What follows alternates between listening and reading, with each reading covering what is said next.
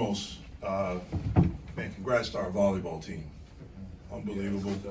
Unbelievable job by Dan and the young ladies and getting to the Final Four.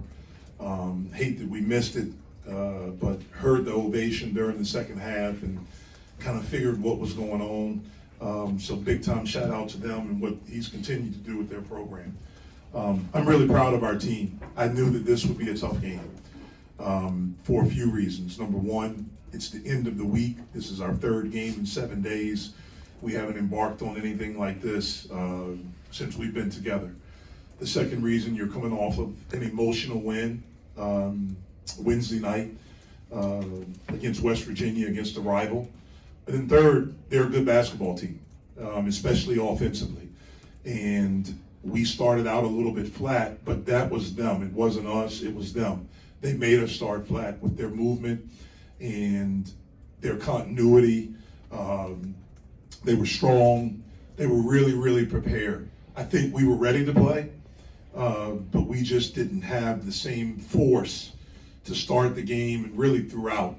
We dug a hole. I think they got up 7, but we showed some grit, some perseverance, some toughness. We went to a zone, something that we've been working on in practice. We've maybe played a couple of possessions all year, but that stopped, that kind of negated their movement a little bit.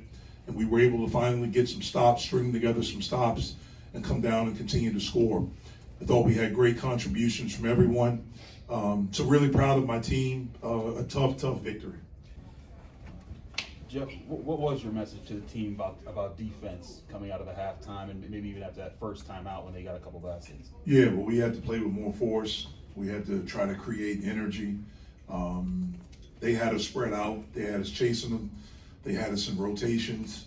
We didn't communicate well, and we just didn't play to the level that's necessary to be the type of team that we want to be.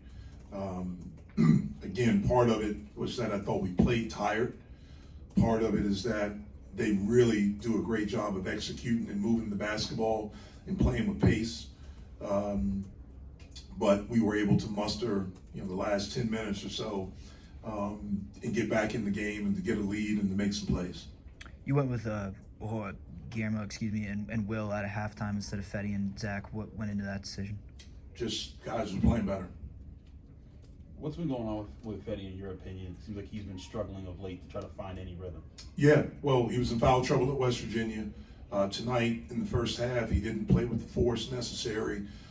Had some turnovers, didn't rebound, and he just didn't play well. I thought he did a much better job in the second half of playing with force. He made some good passes. He finished.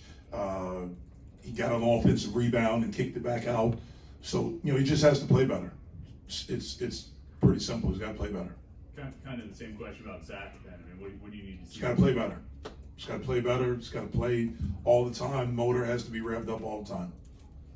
Will Jeffers has played a very strong last 2 games recently. That's been something that you'd like to see, and any influence the increased playing time he's received the last year? Yeah, he's played with force. He's played with energy. He's been a guy that's a connector out there. He communicates at a high level. He's not without mistakes, but he's played with force and he's played with energy, and he's done a good job for us. You don't play for 7 more days because this team needs a breather? Yeah, we need a break. This is, like I said, it's the end of an energy cycle. 3rd game in 7 days, starting on Sunday to today. Coming off of an emotional win, a hard-fought game on Sunday. We really haven't had a lot of time to practice because of the games and things like that.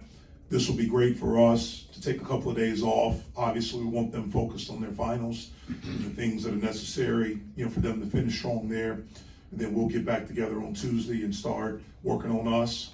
And then probably on Thursday, we'll start working on our next opponent. What kind of asset are Blake and Ishmael as leaders when things are kind of tough in those moments? You seem to be able to rely on them for big buckets and possessions. Yeah, well, those guys are experienced. Obviously, Blake has a lot of experience. Ish has a lot of experience. Blake has really grown as a leader. He's finding his voice. He's not afraid to use it. And I think he realizes now how much these guys look up to him and respect him.